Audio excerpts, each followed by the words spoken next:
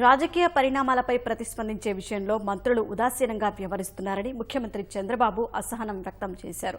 ధీటుగా స్పందించకుంటే ప్రతిపక్ష పార్టీల వాదనే ప్రజల్లోకి వెళ్తుందని అన్నారు. జాతీయ రాజకీయాలను నిత్యం గమనిస్తూ ఉండాలని మంత్రులకు హితబోధ చేశారు. మంత్రివర్గ సమావేశం అనంతరం మంత్రులతో ముఖ్యమంత్రి చంద్రబాబు దాదాపు గంటన్నరకు పైగా ప్రత్యేకంగా సమావేశమయ్యారు. పలువురి పనితీరు బాలేదంటూ అసంతృప్తి వ్యక్తం చేశారు. ప్రతిపక్షాలకు కౌంటర్ ఇవ్వడంలో మంత్రులు విఫలమయ్యారని అన్నారు. ఏ అంశంపైనైనా తానే స్పందించాల్సి వస్తోందని, మంత్రులెవరూ పట్టించుకోవడం లేదని ఆగ్రహం వ్యక్తం చేశారు. ఎన్నికల సమయంలో ప్రతిపక్షాలకు దీటైన సమాధానం ఇవ్వాలని సూచించారు.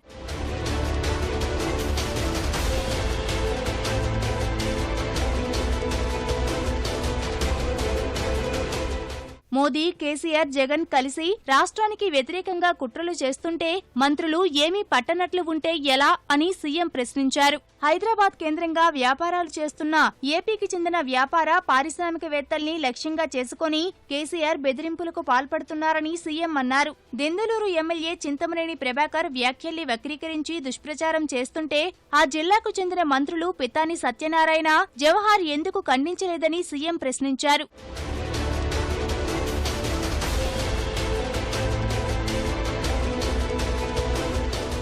కాంగ్రెస్ పార్టీతో జాతీయ స్థాయిలోనే కలిసి పనిచేస్తామని, రాష్ట్రంలో ఆ పార్టీతో ఎలాంటి ఎన్నికల అవగాహన ఉండదని ముఖ్యమంత్రి స్పష్టం చేశారు.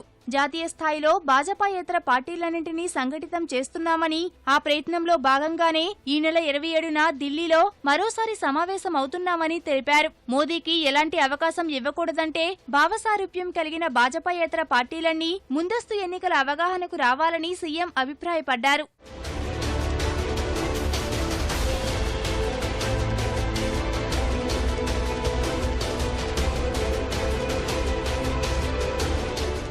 భావసారూప్యం గల నాయకులు పార్టీలోకి వస్తామంటే స్వాగతించాలని మంత్రులకు సీఎం సూచించారు. పార్టీకి ప్రజల్లో ఆదరణ బాగా పెరుగుతోందని సీఎం పేర్కొన్నారు.